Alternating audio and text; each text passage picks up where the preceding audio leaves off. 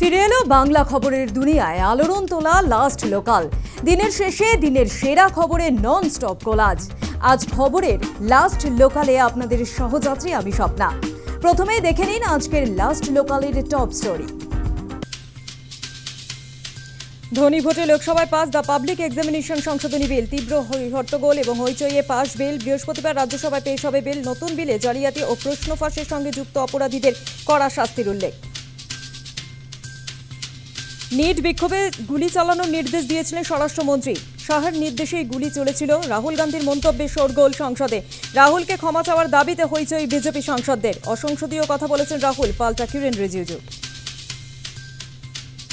Mid day meal বিতর্কে জল ঢাললেন মুখ্যমন্ত্রী। আলাদা করে পড়ুয়াদের জন্য স্কুলগুলিকে ডিম দেবে রাজ্য সরকার। নবান্ন থেকে ঘোষণা মুখ্যমন্ত্রী। 1 আগস্ট থেকে ইস্কনের সহায়তায় কলকাতা স্কুলগুলিতে মিড ডে মিল দেওয়া হবে।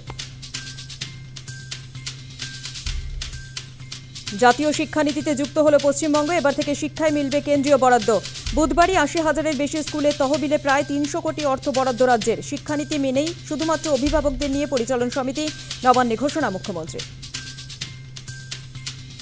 মুখ্যমন্ত্রী সাক্ষাতে বিমল গুরুং ও রোশন গিরিরা। পাহাড়ের রাজনৈতিক ও প্রশাসনিক বিষয় নিয়ে আলোচনা। গোর্খাল্যান্ড নিয়ে রাজনৈতিক সমাধান চান গুরুংরা। আগামী দিনে জিটিএ নির্বাচন নিয়েও আলোচনা হতে পারে।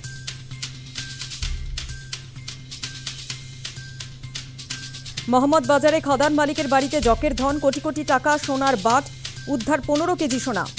পাথর ব্যবসায়ী টুলু মণ্ডলের আত্মীয় মিনার। আরও টাকার খোঁজে মিনার ও তার ছেলেকে জিজ্ঞাসাবাদ। পাথর খাদানার টাকা মজুদ অনুমান পুলিশের। বীরভূমে উদ্ধার বিপুল পরিমাণ টাকা ও সোনার ছবি পোস্ট মুখ্যমন্ত্রী। বালি মাফিয়াদের বিরুদ্ধে কঠোর পদক্ষেপ পুলিশের। পশ্চিমবঙ্গের ডিজিপি ও বীরভূমের এসপির প্রশংসা। এক্স হ্যান্ডেলে পোস্ট মুখ্যমন্ত্রীর। বিদেশ যেতে চেয়ে এবার সুপ্রিম কোর্টে দ্বারস্থ অভিষেক বন্দ্যোপাধ্যায়। হাইকোর্টের নির্দেশকে চ্যালেঞ্জ করে শীর্ষ আদালতে বিদেশে চিকিৎসার অনুমতি চেয়ে আবেদন। তৃণমূল সাংসদের বিদেশ যাত্রার আবেদন খারিজ করে দিয়েছে হাইকোর্ট। 3রা আগস্ট শুনানির সম্ভাবনা। অভিষেকের পিএ সুমিত রায়ের দরজায় পুলিশ। সুমিতের বিরুদ্ধে একাধিক দুর্নীতির অভিযোগ। কোথায় সুমিত? নিউ আলিপুরের বাড়িতে বিষ্ণুপুর থানার পুলিশ। সেবাশ্রয় প্রকল্পের নামে তোলাবাজির অভিযোগ। 3 দিনের মধ্যে হাজিরার নির্দেশ সুমিতকে। পুরো নিয়োগ দুর্নীতি মামলায় মদন মিত্রের ইডি হাজিরা। তদন্তে সহযোগিতা করব, কোনো দুর্নীতিতেই যুক্ত নই। সিজিও কমপ্লেক্সে ইডি দপ্তরে ঢোকার আগে মন্তব্য কামারহাটি তৃণমূল বিধায়কের। স্ত্রী ও 2 পুত্রকে আগেই জিজ্ঞাসাবাদ এনফোর্সমেন্ট ডিরেক্টরেটে। বর্ধমানের আয়ুষ গ্রামে সবজির আড়ালে কয়লা পাচার। ম্যাটাডোর দুর্ঘটনার জেরে অভিনব কৌশলে পর্দাফাশ। উল্টে যাওয়া ম্যাটাডোর থেকে মিলল কয়লা। পাচার চক্রে কারা জড়িত খতিয়ে দেখছে পুলিশ।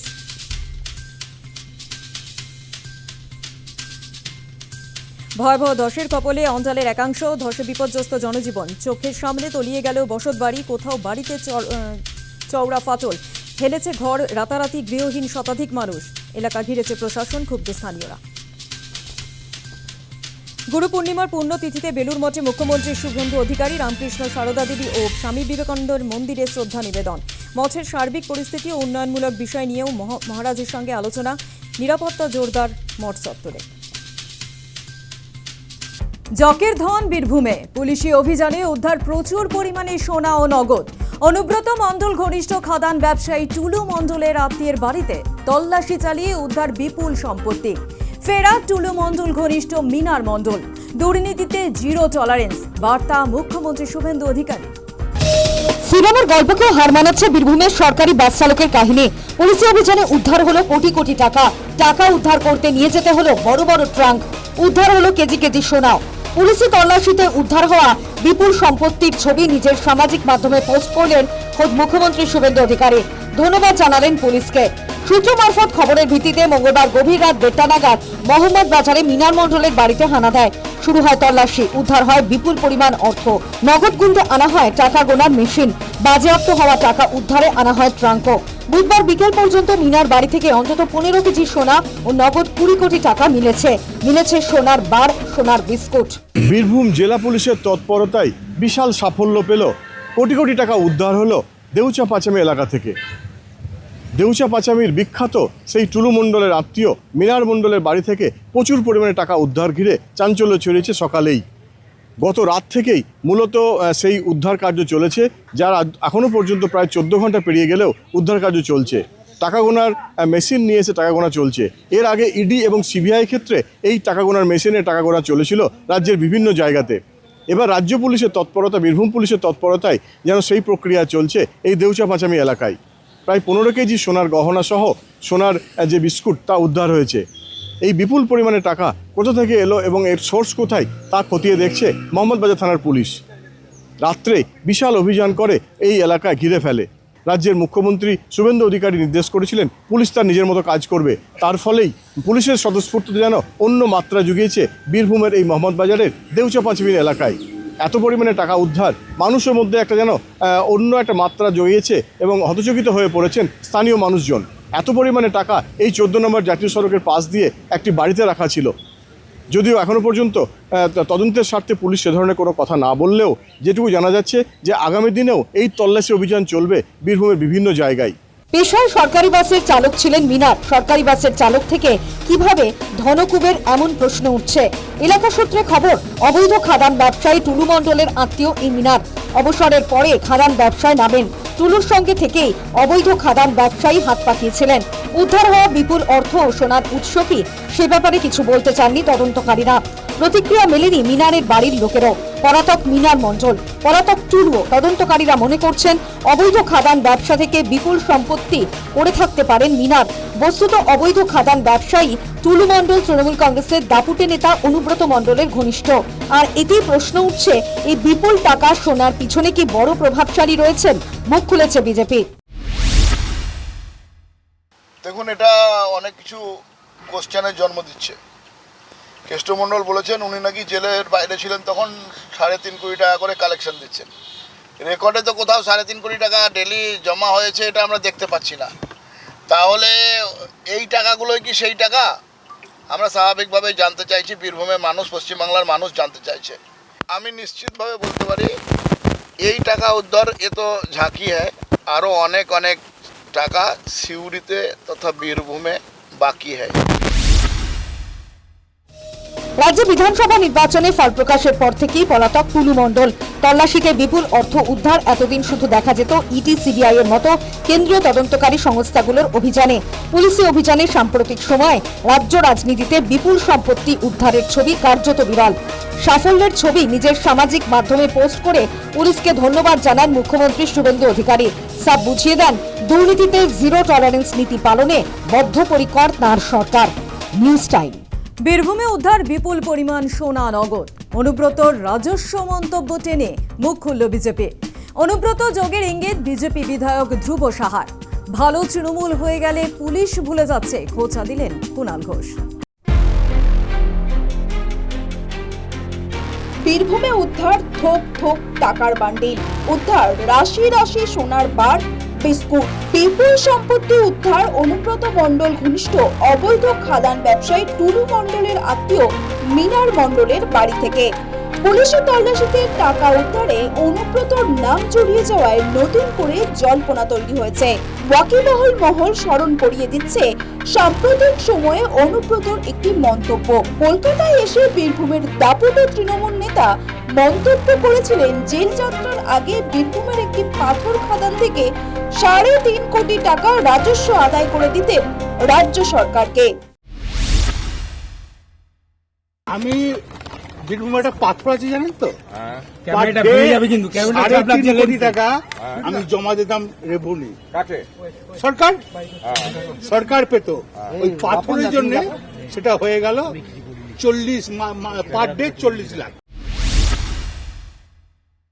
বুধবারের পুলিশের তল্লাশিতে টুলু মণ্ডলের আত্মীয় মিনারের বাড়ি থেকে কোটি কোটি টাকা উদ্ধারে 15 দিন পুরনো অনুব্রতর মন্তব্য নতুন করে প্রাসঙ্গিক হয়ে উঠেছে।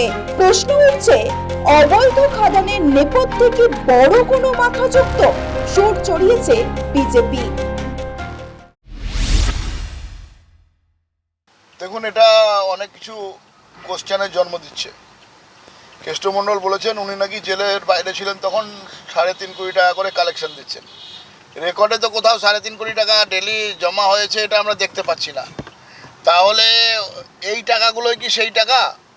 আমরা স্বাভাবিকভাবেই জানতে চাইছি, বীরভূমের মানুষ, পশ্চিমবাংলার মানুষ জানতে চাইছে। আমি নিশ্চিতভাবে বলতে পারি এই টাকা উদ্ধার এ তো ঝাঁকি হ্যায়, আরও অনেক অনেক টাকা সিউড়িতে তথা বীরভূমে বাকি है।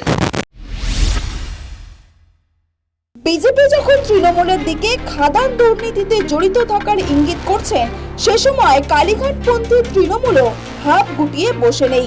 বিরোধী গোষ্ঠীতে ঢুকে পড়া অনুব্রতর জড়িত থাকার পরোক্ষ ইঙ্গিত দিয়েছে কালীঘাটপন্থী তৃণমূল। এই প্রসঙ্গে রাজ্যের পুলিশ মন্ত্রীকে খোঁচাও দিয়েছে। ভালো তৃণমূল হয়ে গেলে পুলিশ ভুলে যাচ্ছে, খোঁচা দিয়েছেন কুণাল ঘোষ। গেলেই আপনার পুলিশ অনেককে দেখতে পাচ্ছে, অনেককে দেখতে পাচ্ছে না। তো এটা তো হওয়া ঠিক নয়।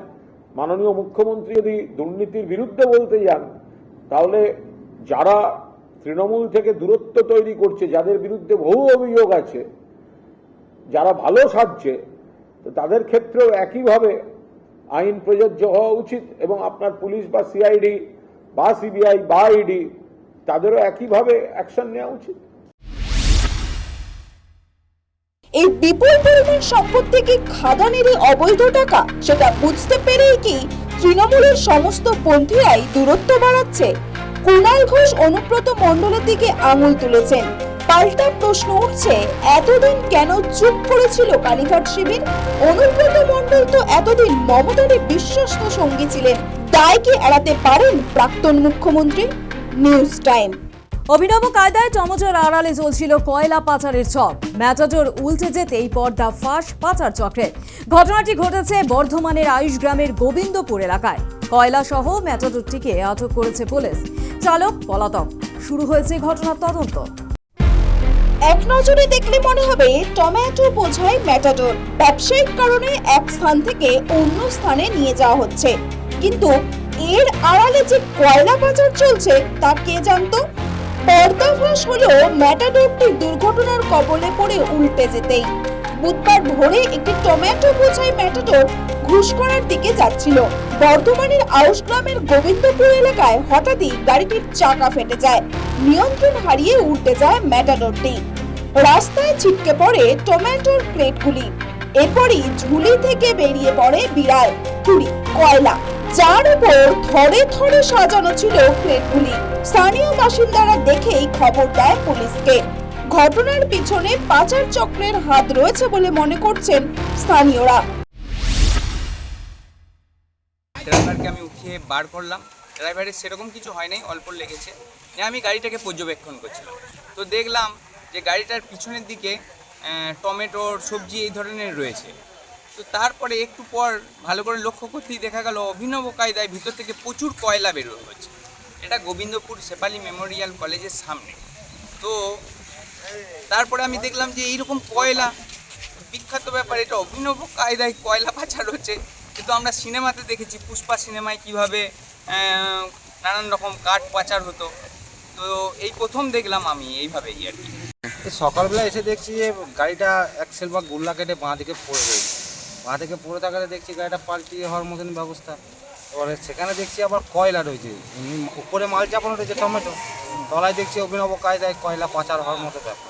এই রাস্তায় কি আবার কয়লা পাচার চক্র কি সক্রিয় হয়ে উঠছে বলে মনে করছে? যে এরকমভাবে এরকম গাড়ি যাচ্ছে কয়লা, আগে তো দেখিনি গাড়িতে কোনোদিন কয়লা যাওয়া, এখন দেখছি মানে পাচার হচ্ছে। তার মানে আমরা জিনিসটা দেখলাম এটা আজকে হয়েছে বলে, নাহলে তো আমরা কোনোদিন দেখিনি। অভিনব কায়দায় নিশ্চয়ই যায় এভাবে কয়লা, নাহলে কীভাবে পাচার। কোথা থেকে এই কয়লাগুলোকে আনা হচ্ছে বলে মনে হচ্ছে? আমার যতদূর সম্ভব এটা আপনার আসানসোল ওই সাইড থেকে, আসানসোলেরই নাম্বার গাড়িটা, একমাত্র ওই সাইডে যেখানে কয়লা পাওয়া যায় আমাদের কলিয়ারি সাইড, ওখান থেকে আসছে কয়লা। ঘটনার পর ম্যাটাডোরটির চালক ও খালাসি পলাতক। পুলিশ কয়লা সমেত গাড়িটি আটক করেছে। কে বা কারা ঘটনার সঙ্গে যুক্ত, কি উদ্দেশ্যে এবং কোথায় কয়লা পাচার হচ্ছিল তা খতিয়ে দেখতে তদন্ত শুরু করেছে। এর আগে একাধিক পদ্ধতিতে সোনা কিংবা গাঁজা পাচারের ঘটনায় চাঞ্চল্য ছড়িয়েছে, কিন্তু সবজির আড়ালে কয়লা পাচার চক্রের অভিনবত্বের দাবি করতেই পারে। News time. লোকসভায় পাশ হলো পরীক্ষা সংশোধনী বিল। ধনী ভোটে পাশ হলো বিলটি। রাহুল গান্ধীর মন্তব্যে বুধবার উত্তপ্ত হয়ে ওঠে সংসদ। মুলতবি করে দিতে হয় অধিবেশন। শিক্ষামন্ত্রী প্রহ্লাদ যোশীকে নিয়ে প্রিয়াঙ্কা গান্ধীর মন্তব্যের জের গড়ালো বুধবারও। দুদিন ধরে আলোচনার পর লোকসভায় পাশ হয়ে গেল the public examination amendment bill 2026। বিলটি ধ্বনি ভোটে পাশ হয়। সেই সময় বিরোধী সাংসদরা ওয়াকআউট করে। মঙ্গলবারের পর বুধবারও আলোচনার সময় উত্তপ্ত হয়ে ওঠে লোকসভা। রাহুল গান্ধী ভাষণ দেওয়ার সময় বলেন, স্বরাষ্ট্রমন্ত্রী কোথায়, তিনি কেন অনুপস্থিত? এরপরেই রাহুল মন্তব্য করেন, অমিত শাহর নির্দেশেই নিট আন্দোলনকারীদের ওপর গুলি চালানো হয়। অমিত শাহর পেলেট গুলি পড়ুয়াদের রক্তে মিশে গিয়েছে।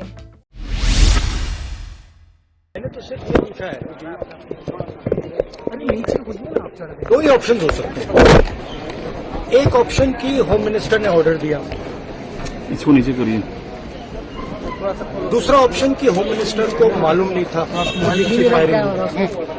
इन first case he is culpable, in second case is incompetent.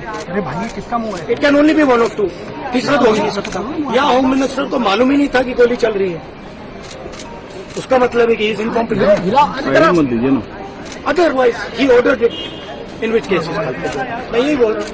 तीसरी बात तो ही सदन में भी नहीं आए। Why is he not coming?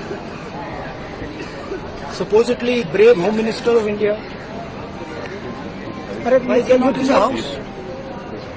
If he has not done anything, लेकिन संसदीय मंत्री if he has not done anything, अगर कुछ नहीं किया, कोई ऑर्डर नहीं दिया, तो फिर बस सफाई दे दे कि मैंने ऑर्डर नहीं दिया।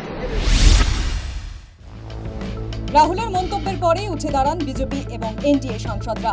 রাহুলকে ক্ষমা চাইতে হবে দাবি করেন শাসক পক্ষের সাংসদরা। অমিত শাহ নন, দিল্লি পুলিশের আধিকারিক গুলি চালানোর নির্দেশ দিয়েছিলেন, পাল্টা দাবি শাসক পক্ষের।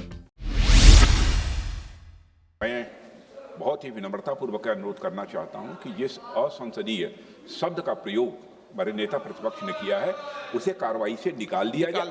দেখুন, প্রধানমন্ত্রী ছাত্র সমাজের সামনে যে প্রতিশ্রুতি দিয়েছে, তিনি আবার প্রমাণ করে দিলেন এত দ্রুত, এত কঠোর পদক্ষেপ নিলেন যে নরেন্দ্র মোদীর গ্যারান্টির অর্থ গ্যারান্টি পুরো করার গ্যারান্টি। যারা ছাত্রদের বিভ্রান্ত করতে চাইছিলেন কিংবা ছাত্র আন্দোলনের মধ্যে ঢুকে নিজেদের অপ্রাসঙ্গিকতা, নিঃসঙ্গতা কাটিয়ে প্রাসঙ্গিক হওয়ার চেষ্টা করছিলেন, তাদের কাছেও একটা বার্তা গেল। যুব সমাজও বুঝতে পারবেন, ছাত্ররাও বুঝতে পারবেন কারা তাদের বিপথে চালিত করতে চাইছিল, কালা খোলা জলে মাছ ধরতে চাইছিল। এবং একই সঙ্গে আজকে লোকসভায় বিতর্কে যে শব্দ, যে ভাষা ব্যবহার করলেন বিরোধী দলনেতা রাহুল গান্ধী, এটা প্রত্যাশিত নয় কোনো সুস্থ গণতান্ত্রিক ব্যবস্থায়। এ ধরনের কুরুচিকর অসংসদীয় মন্তব্য থেকে তিনি নিজেকে বিরত রাখতেই ভালো করবেন। গোটা সমাজ দেখল, গোটা দেশ দেখল তারা প্রকৃত ছাত্র স্বার্থে কাজ করছে।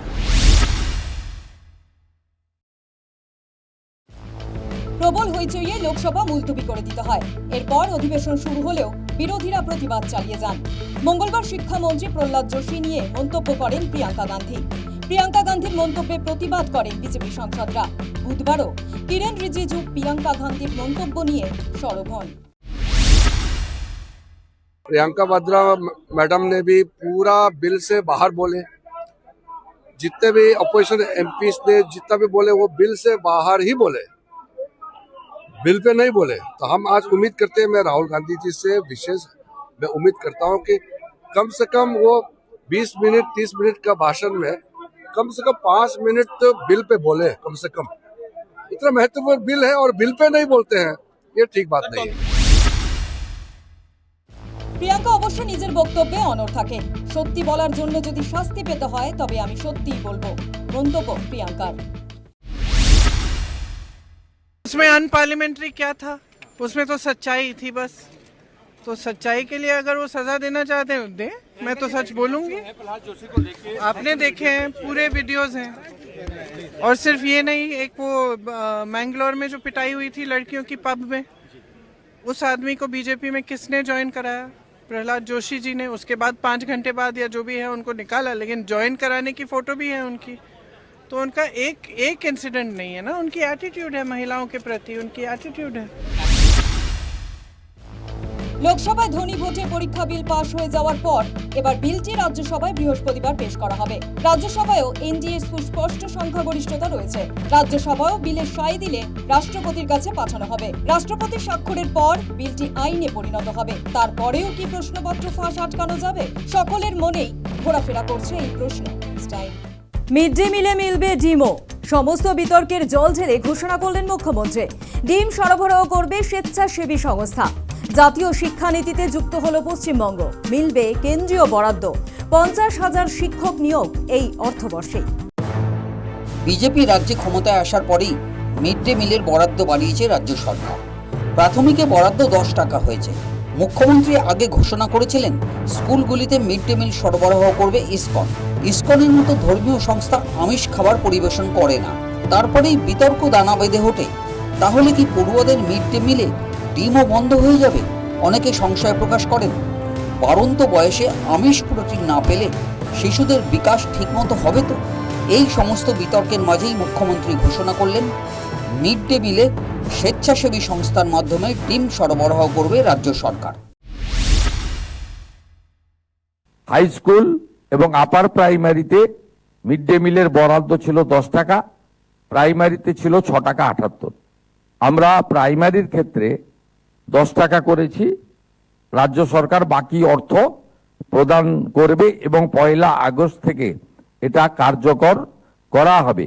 1 আগস্টেই পাইলট প্রজেক্ট হিসেবে কলকাতার একটি বড় অংশে ইসকনের দ্বারা মিড ডে মিল বিতরণ হবে এবং ইসকন সাত্ত্বিক শুদ্ধ প্রোটিনযুক্ত খাবার পরিবেশন করবেন। তার বাইরেও আমরা এসএইচজি গ্রুপের মাধ্যমে প্রোটিনযুক্ত ডিম আলাদা করে আমরা দেওয়ার ব্যবস্থা করছি। বুধবার গুরু পূর্ণিমার দিনে 294 কেন্দ্রের স্কুলের শিক্ষকদের সঙ্গে ভার্চুয়ালি বৈঠক করেন মুখ্যমন্ত্রী। মুখ্যমন্ত্রীর ভাষণে উঠে আসে শিক্ষা প্রতিষ্ঠানগুলির হতশ্রী অবস্থা। বহু স্কুলে একজনও শিক্ষক নেই, কোথাও বা মাত্র একজন শিক্ষক রয়েছেন। এই অর্থবর্ষেই 50,000 শিক্ষক স্বচ্ছভাবে নিয়োগের প্রতিশ্রুতি দিলেন মুখ্যমন্ত্রী। আগামী দিনে নিয়োগের ক্ষেত্রে কোনো সমস্যা থাকবে না। আমরা বিশ্বাস করি বাজেটে মাননীয় অর্থমন্ত্রী যে ঘোষণা করেছেন এই 12,000 শিক্ষক শিক্ষিকা নিয়োগের পরে আরো অন্তত 38,000 অর্থাৎ এই অর্থবর্ষে ধাপে ধাপে 50,000 শিক্ষক শিক্ষাকর্মী অধ্যাপক অধ্যাপিকা অর্থাৎ শিক্ষা ক্ষেত্রে আমরা ধাপে ধাপে নিয়োগ করতে পারবো এবং অত্যন্ত পরিচ্ছন্নতার মধ্য দিয়ে। অর্থাৎ আমাদের no teacher school, single teacher school এবং বিভিন্ন বিষয় যে শিক্ষকদের অভাব রয়েছে সেটা পূরণ করব। জাতীয় শিক্ষানীতির সঙ্গে যুক্ত হয়েছে পশ্চিমবঙ্গ। এর ফলে এবার থেকে শিক্ষায় সমস্ত কেন্দ্রীয় বরাদ্দ পাবে রাজ্যের স্কুলগুলি। বুধবারই প্রায় 300 কোটি টাকা রাজ্যের 80,000-এরও বেশি স্কুলের তহবিলে প্রদান করা হয়।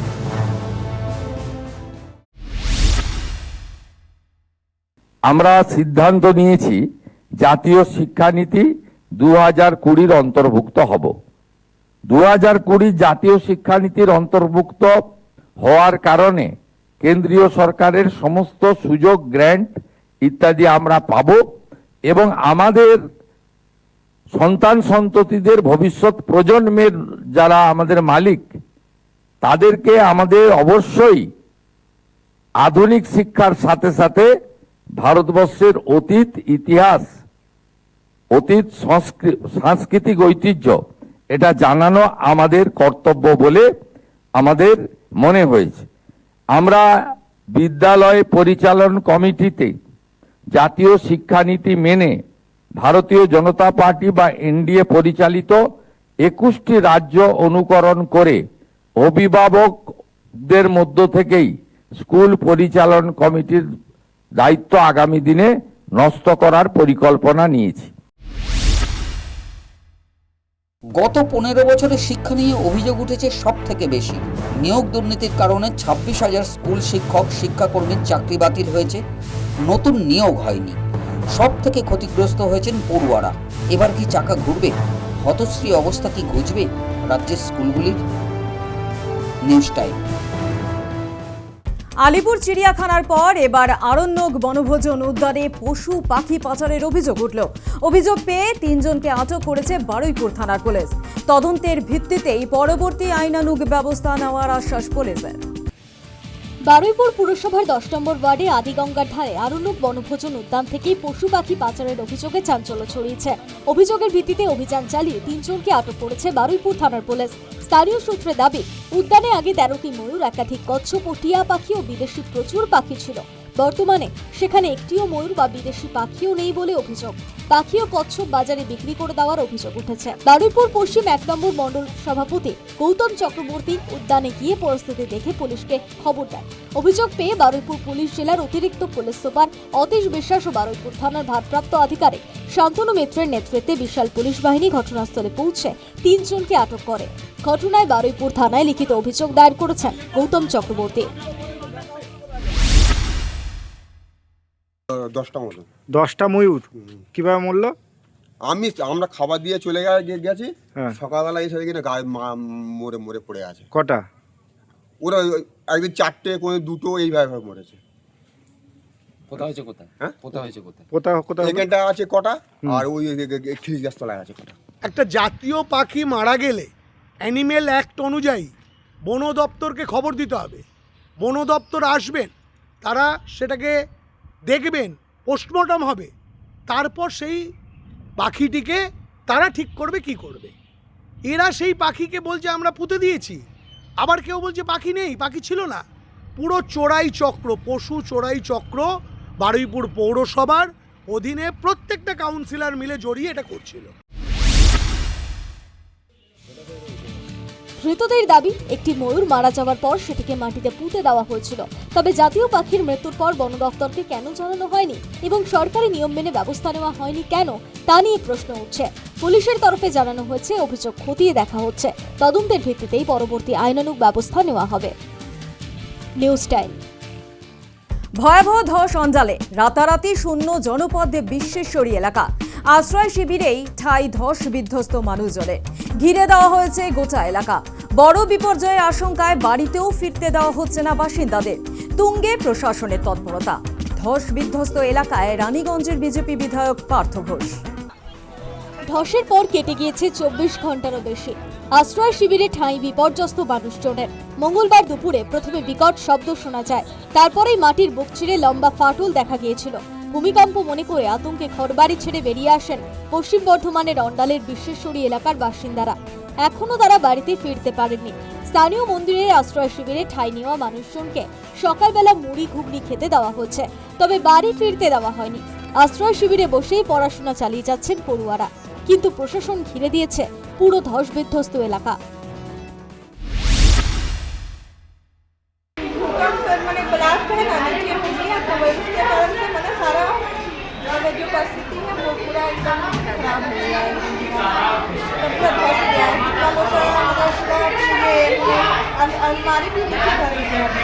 अलमारी भी नीचे चला गई। 3 बजे घटना, उससे पहले है 2:40 बजे घटना हुआ। यहाँ एयर ब्लास्टिंग हुआ है, इसी मैनेजमेंट की तरफ से ये हुआ घटना। उनका लापरवाही से ऐसा हुआ है। अभी नोटिस टांग दिया, किसी को जाने नहीं दे रहा, ये कर रहा है, कार्रवाई कर रहा है। घर का सामान घर का सामान कोई नहीं निकाल पाया अभी है। अच्छा, आप लोग का डॉक्यूमेंट्स जो भी है, डॉक्यूमेंट्स सब आधार कार्ड, वोटर कार्ड सब घर में ही रह गया, कुछ नहीं निकला है। निकालने नहीं दिया? ना निकलने दिया, मैंने प्रशासन ही नहीं मिला। मैंने ये प्रशासन अपना अंडर में सब कैप्चर कर लिया, किसी को जाने नहीं दिया, सीज कर दिया। मैंने प्रशासन भी ढुकने नहीं दे रहा। प्रशासन भी नहीं ढुकने दे रहा। মঙ্গলবার দুপুর পর্যন্ত যে জনপদ ঠাসা ছিল মানুষে, বিকেল থেকেই পুরো খালি। মানুষের চিহ্ন পর্যন্ত নেই। ভরা বর্ষায় প্রাণ ভয়ে অন্যত্র আশ্রয় নিতে হয়েছে। ধসে গৃহহীনদের জন্য আপাতত ইসিএল কোয়ার্টারে থাকার ব্যবস্থা হয়েছে, কিন্তু গৃহহীনদের প্রয়োজনীয় নথি স্বল্প সঞ্চয় থেকে গিয়েছে কার্যত ভগ্নস্তূপে পরিণত হওয়া বাড়িতে। বাড়ি ফিরতে মরিয়া বাসিন্দারাও। এই অবস্থায় ধসের কারণ অনুসন্ধানে বুধবার সকাল থেকে ইসিএল ও প্রশাসনের তৎপরতা তুঙ্গে। কি থেকে বিকট শব্দ, ধস প্রাকৃতিক কারণে না কলিয়ারিতে বিস্ফোরণের জেরে, তা খতিয়ে দেখা হচ্ছে। এয়ার ব্লাস্টিং জন্য এটা ঘটনা ঘটেছে। আরে অনেক বাড়িতে ফাটাল দেখা যায়, দেখে মানুষরা আতঙ্কিত হয়ে গেছে। এখানকার আমাদের ইসিএল আধিকারিক ছিল, সবাই এসেছেন, আমাদের বিধায়ক মাননীয় পার্থদাও এসেছিলেন। উনি কড়া বার্তা কালকে দিয়েছেন যে এটা কি কারণে হয়েছে, যদি ইসিএলের কোনো লাপরবাহী কারণে হয়েছে তাদেরকে ছাড়া যাবেন না। বুধবার ধসবিধ্বস্ত এলাকায় যান রানীগঞ্জের বিজেপি বিধায়ক পার্থ ঘোষ। স্বাধীন তদন্ত দাবি করেছেন তিনি। প্রাকৃতিক কারণ ব্যতীত কোনো গাফিলতি পেলে শাস্তির দাবি জানিয়েছেন ক্ষতিগ্রস্তদের পুনর্বাসনেরও। আমার এবং এখানকার এলাকার লোকের ডিমান্ড হচ্ছে তাদেরকে এখান থেকে রিহ্যাবিলিটেশন দিতে হবে, সেফ এবং সিকিউর জায়গায় তাদেরকে এখান থেকে স্থানান্তরিত করতে হবে, যেন তারা সব রকমভাবে সব সুযোগ সুবিধা পায় একটা মানুষের বেঁচে থাকতে গেলে। নাম্বার 1। নাম্বার 2 যেটা হচ্ছে সেটা হচ্ছে যে আমি এই ম্যাটারে ইন্ডিপেন্ডেন্ট ইনকোয়ারি চাইছি। যারা অর্গানাইজেশনের কোনো অফিসার বা লোক হবে না, বাইরের তারা লোক হবে এবং তারা এই পুরো ব্যাপারটাকে ইন্ডিপেন্ডেন্টলি ইনকোয়ারি করে একটা ইনকোয়ারি রিপোর্ট সাবমিট করবে, যাতে কিনা দেখা যায় যে এই যে ঘটনা ঘটেছে এটা কি মেয়ার অ্যাক্সিডেন্টাল ইস্যু, নাকি কারো নেগলিজেন্সের জন্য হয়েছে, নাকি এর পিছনে কোনো রকম কোনো অভিসন্ধি আছে। উল্লেখ্য, ফি বছর বর্ষায় পরিত্যক্ত খনির ওপর গড়ে ওঠা জনপদে ধস স্বাভাবিক ঘটনা। অতীতেও এরকম ঘটনা বারংবার দেখা গিয়েছে। মানুষ ক্ষোভ উগড়ে দিলেও স্থায়ী সমাধান মেলেনি। আদৌ কি সমাধান করা সম্ভব, এই সমস্যার উঠছে প্রশ্ন। এখন যারা ঘর ছাড়া রয়েছে তাদের পুনর্বাসনের যাতে ব্যবস্থা হয় সে ব্যাপারেই সরব হয়েছেন স্থানীয় বাসিন্দা থেকে শুরু করে জনপ্রতিনিধিরা। এখন দেখার যে ইস্টার্ন কোলফিল্ডস লিমিটেড কর্তৃপক্ষ কি পদক্ষেপ নেয়। পশ্চিম বর্ধমান থেকে ক্যামেরা পার্সন প্রদীপ বৈঠার সঙ্গে বিশ্বজিৎ ঘোষ, নিউজ টাইম। এবার সময় লাস্ট লোকালের সফর শেষ করার। দিনের শেষে সেরা খবরের কোলাজ নিয়ে নিউজ টাইম ডিজিটাল হাজির হবে ঠিক রাত 11:30টায়। খবরের সঙ্গে থাকতে সাবস্ক্রাইব করুন নিউজ টাইম ডিজিটাল। নোটিফিকেশন পেতে ক্লিক করুন বেল আইকনে। আজকের মতো শুভরাত্রি।